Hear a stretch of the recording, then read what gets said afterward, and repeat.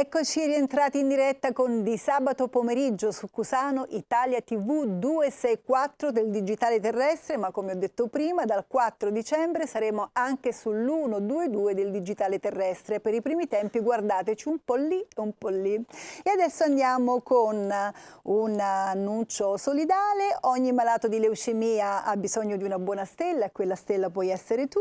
L'8, il 9 e il 10 dicembre tornano le stelle dell'AIL, le stelle di Natale dell'AIL.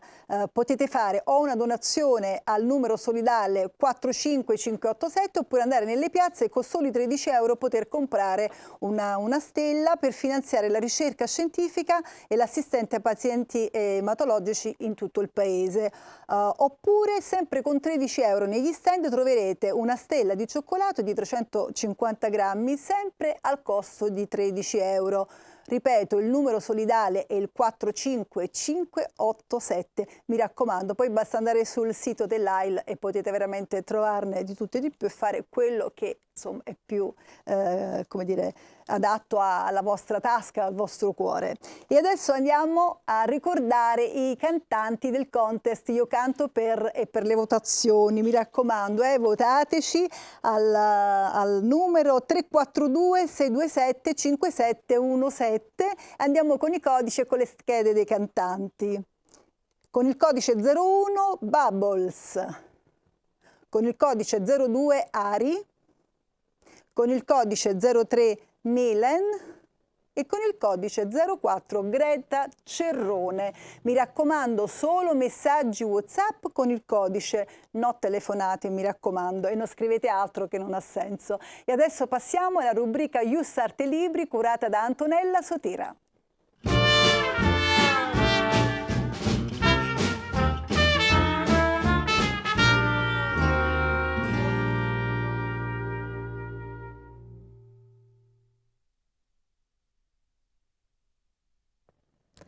Buon pomeriggio e bentrovati al nostro ponte di libri Fra terra e uomini di valore. Oggi con noi abbiamo uno dei concorrenti dell'edizione 2023 del premio Ius Arte Libri, il Ponte della Legalità, il magistrato Riccardo Nerucci, alla sua prima opera narrativa con Senza fretta, perdifiato, edito da Bastoggi Libri. Ben trovato Riccardo, che è appena arrivato da Lucca. Grazie per essere qui. Bene Riccardo, allora iniziamo dalla tua professione. Attualmente sei magistrato preposto al dibattimento penale al Tribunale di Lucca, ma per anni hai ricoperto la carica di GIP, quindi sei un magistrato avvezzo alle indagini, che poi è il protagonista del tuo libro, un investigatore privato. Vogliamo parlare un po' di questa tua funzione? Per gli addetti ai lavori è una funzione nota, però il pubblico che ci ascolta è spesso abituato a pensare che le indagini siano prerogativa solo dei pubblici ministeri, che di solito sono agli onori della cronaca, mentre il GIP o GUP è in fondo per gli addetti al lavoro il giudice che garantisce tantissimi diritti, il filtro di garanzia sia per l'indagato presunto colpevole sia per la persona offesa. Sì, buonasera a tutti innanzitutto. Certo, indubbiamente hai sottolineato uno degli aspetti fondamentali della funzione del GIP, un ruolo di garanzia effettivamente. E al tempo stesso però è anche un ruolo, quello del GIP, che comporta a certe condizioni una certa ingerenza nelle indagini. Tu giustamente hai detto che le indagini sono dirette dal pubblico ministero e nel nostro ordinamento penale è esattamente così. In determinati frangenti però interviene anche il GIP, mai d'ufficio ma sempre su sollecitazione del pubblico ministero o di altre parti, per compiere determinati atti che in qualche maniera danno impulso alle indagini. Ad esempio autorizzando intercettazioni telefoniche, ad esempio disponendo il sequestro di determinati beni o ancora disponendo misure cautelari personali che sono poi forme restrittive della libertà personale dei soggetti. Tutto questo naturalmente su richiesta del pubblico ministero.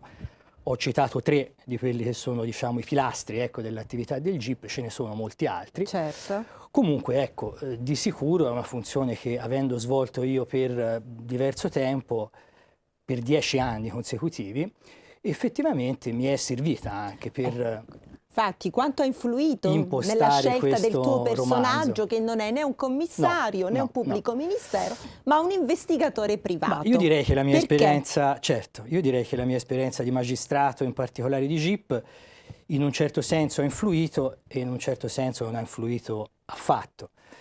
Perché fondamentalmente questo non è un legal thriller. Fondamentalmente qui le procedure, i cavilli, le questioni procedurali rimangono assolutamente sullo sfondo. Ci sono degli accenni a quelli che possono essere i protagonisti di un procedimento penale, si parla di un pubblico ministero, si parla di un avvocato, si parla di polizia giudiziaria. C'è un omicidio. C'è un omicidio, certamente, perché questo è un giallo che fondamentalmente si basa sulle indagini di un investigatore privato su un cold case, diremmo oggi, quindi su un omicidio avvenuto molti anni prima, nella sua città natale, perché questo investigatore privato in realtà non vive più nella sua città, ci ritorna a distanza di molto tempo appunto per indagare su questo caso su incarico del padre della vittima di questo omicidio. Ecco, completo un attimo il discorso che avevo appena iniziato. In questo senso non c'entra molto il mio lavoro, se non per quanto riguarda lo spunto che mi è stato fornito appunto in relazione a questo omicidio, che è un vecchissimo caso, che ho in qualche maniera rispolverato e rielaborato per adattarlo alla narrazione che avevo in mente. Si parla sempre di ciò che si conosce, esatto. Dai. In un altro senso invece il mio lavoro c'entra moltissimo, perché fondamentalmente il lavoro del giudice penale, compreso quello del GIP, è un lavoro di indagine psicologica. Non si tratta insomma soltanto di stabilire se un reato è stato commesso e di che reato si tratta. Diciamolo e ricordiamolo al pubblico, fare il magistrato richiede anche una certa dose di umanità o quantomeno sì, di conoscenza direi delle di sì. umane miserie, Ed è perché soprattutto nel penale, no? Esatto, ed è una qualità che a mio avviso si affina con il tempo e con l'esperienza questa. Io direi appunto che l'indagine psicologica ha un ruolo fondamentale nel lavoro del giudice penale. Si tratta appunto di stabilire se un soggetto ha commesso un reato, se ha voluto commetterlo, perché, quindi quali erano le motivazioni dalle quali era animato. E da questo punto di vista indubbiamente questo lavoro, questa esperienza di giudice penale mi è servita moltissimo. Senti, abbiamo pensato di omaggiare il titolo che hai scelto per questo libro e poi ci dirai anche questo ossimoro, senza fretta, perdifiato, con una canzone. Maestro Alex Baravano. Quanta fretta, ma dove corri, dove vai? Se ci ascolti per un momento capirai. Lui è il gatto ed io la volpe, siamo in società. Di noi ti puoi fidare, di noi ti puoi affidare. Grazie maestro. Insomma, una canzone che parla di fretta perché nel tuo libro c'è questo titolo che è incredibile. Perché questa senza fretta perdifiato? Come si fa? Preferirei non dirlo, sono le ultime parole del libro, che danno appunto anche il titolo a questo romanzo. Preferirei non svelarlo perché in questo romanzo sostanzialmente si parla di due indagini separate.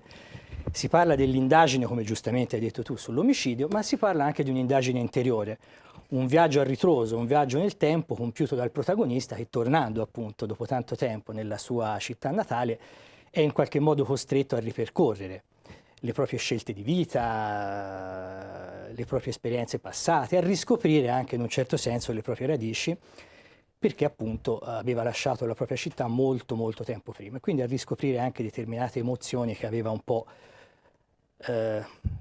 dimenticato. Infatti questo libro è ricco di emozioni, il tuo stile narrativo è uno stile, infatti tu prima hai ben precisato, è un giallo sentimentale, non è un giallo, un legal thriller, un noir. Esatto. C'è l'omicidio, c'è l'indagine, però c'è tanto sentimento. Quanto hai impiegato a scrivere questo? È il tuo primo romanzo, sì. No?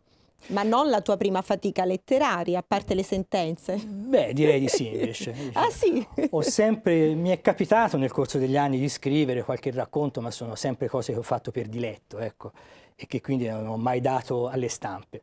Quanto ci hai impiegato? Ma la gestazione è stata abbastanza lunga perché ovviamente a causa del lavoro e di altri impegni è un impegno questo al quale ho dovuto dedicare un po' i ritagli di tempo, tranne alcuni periodi in cui ho proceduto con una frequenza un po' più intensa, per così dire. Ecco, quindi nel complesso direi 1 anno e mezzo circa. E la ricerca dell'editore, anzi cogliamo l'occasione per salutare Roberta Manuali, Bastoggi Libri, anche perché Bastoggi Libri è abbastanza presente nel nostro concorso letterario, perché ospitiamo altri autori che hanno pubblicato con Bastoggi. Come sei arrivato a Bastoggi?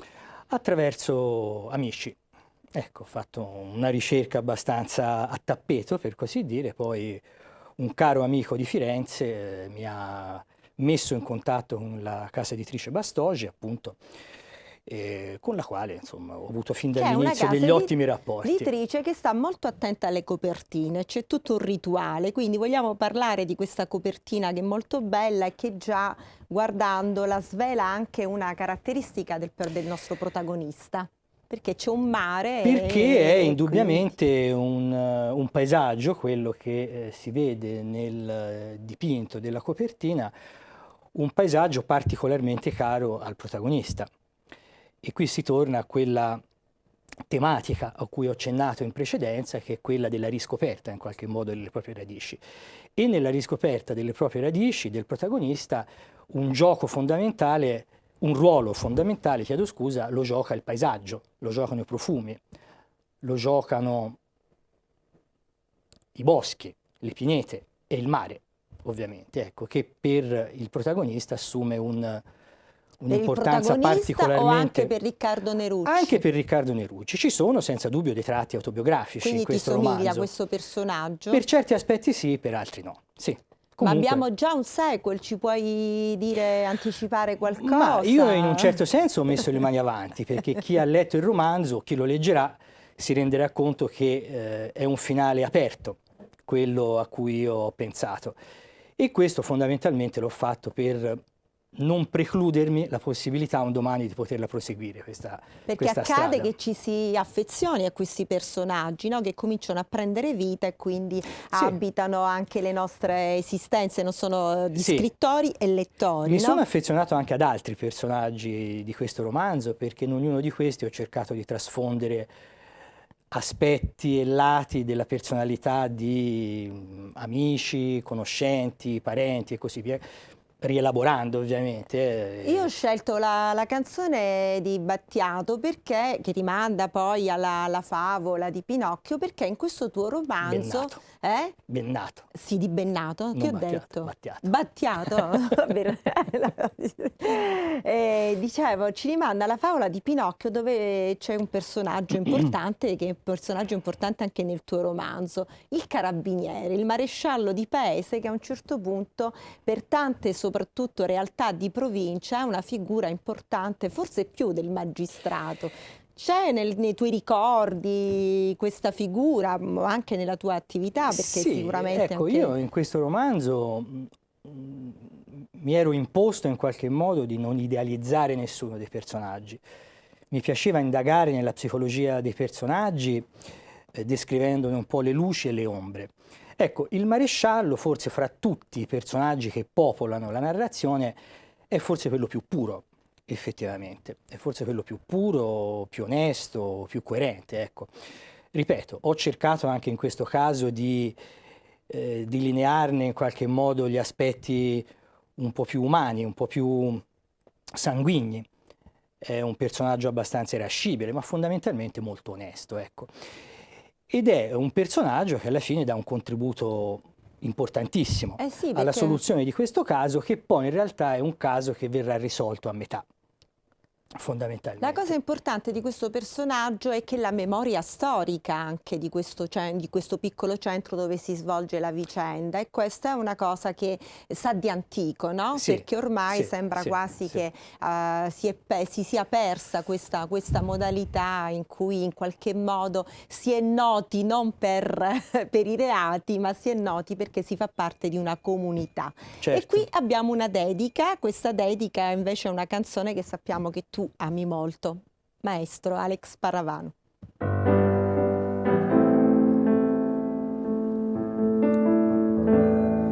You plant the cross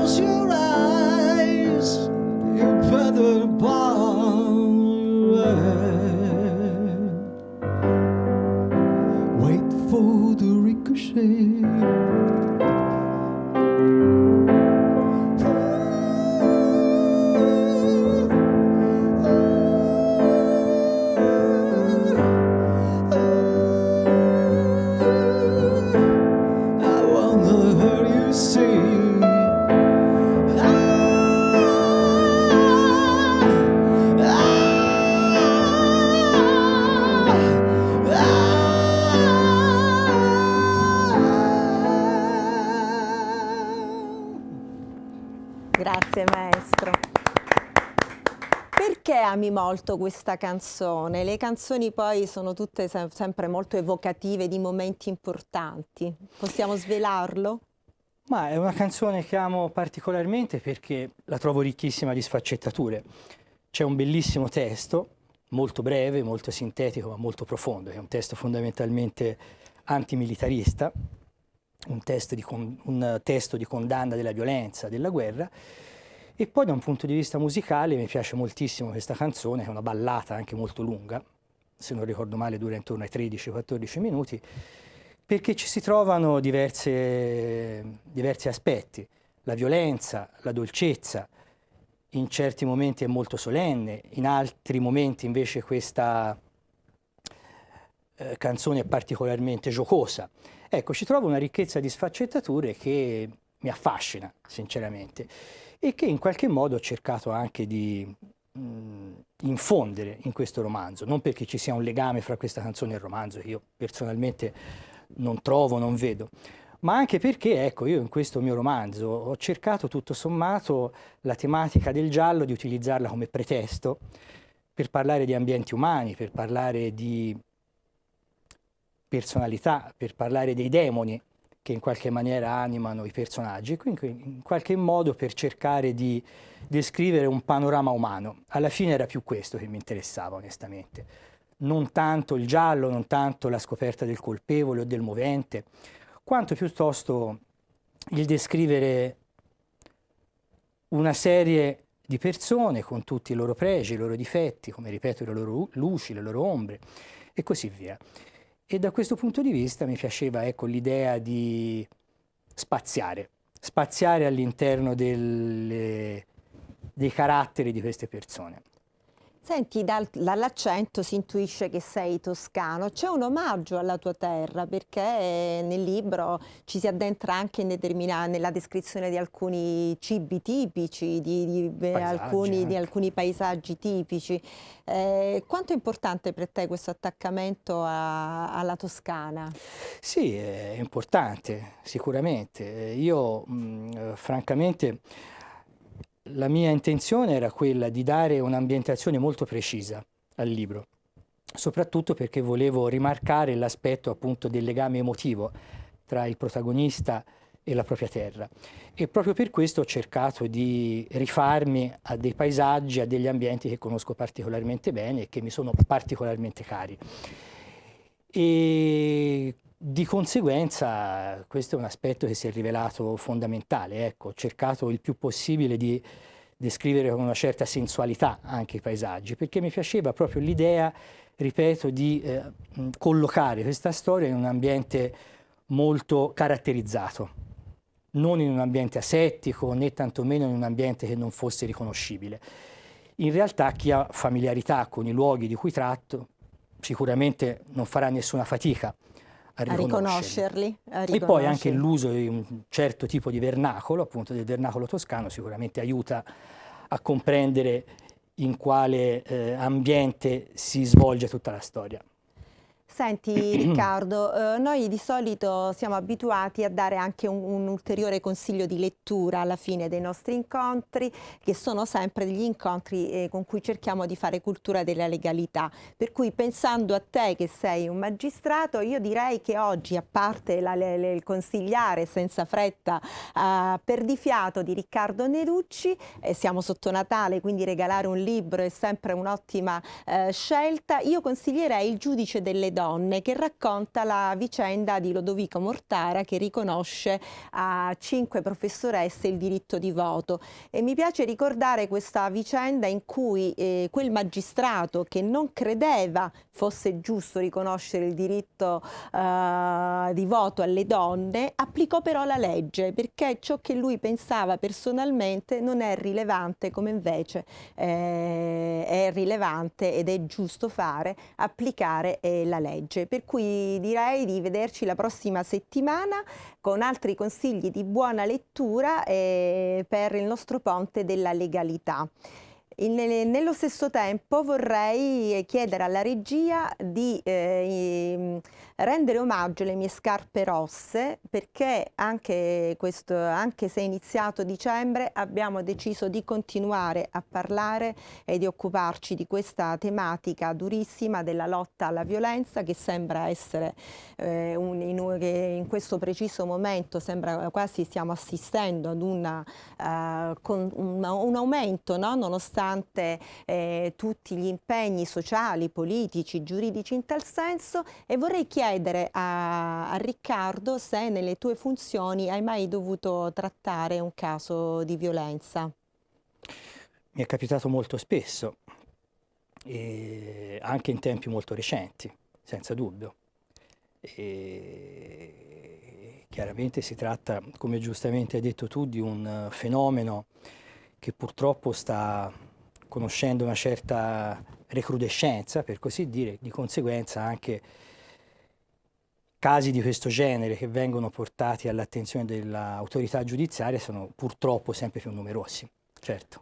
Quanta amarezza ti porti dentro fino alla tua casa quando ti ritrovi davanti ad un reato così pesante, così Ma chiaramente un magistrato deplorevole. deve sforzarsi di mantenere il massimo della serenità, il massimo dell'imparzialità di qualunque caso si debba occupare.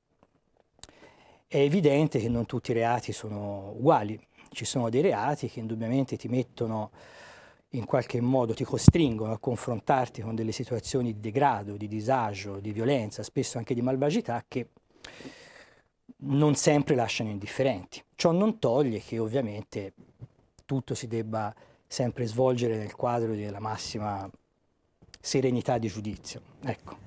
Eccomi, scusatemi se io come al solito arrivo sul più bello, però purtroppo il tempo è finito e do a Antonella il tempo di dare qualche consiglio. L'abbiamo già dato, il consiglio, sei arrivata in ritardo, anzi sono andata a bere un bicchiere d'acqua. No, ma ci hai consentito di fare un'ulteriore domanda, quindi di saggiare anche la sensibilità contenta di questo nostro autore, e voglio ricordare che nel libro di Riccardo Nerucci c'è tantissimo amore, tantissima poesia. La prosa di Riccardo Nerucci è poetica, per cui leggetelo e regalatelo, perché Natale è alle porte. L'amore, come il tempo, non basta mai. Dunque andiamo in pubblicità e ci vediamo subito dopo qui per la gara finale, per la parte finale di Io Canto Per. Grazie a Antonella Sotira e grazie al tuo ospite, grazie mille.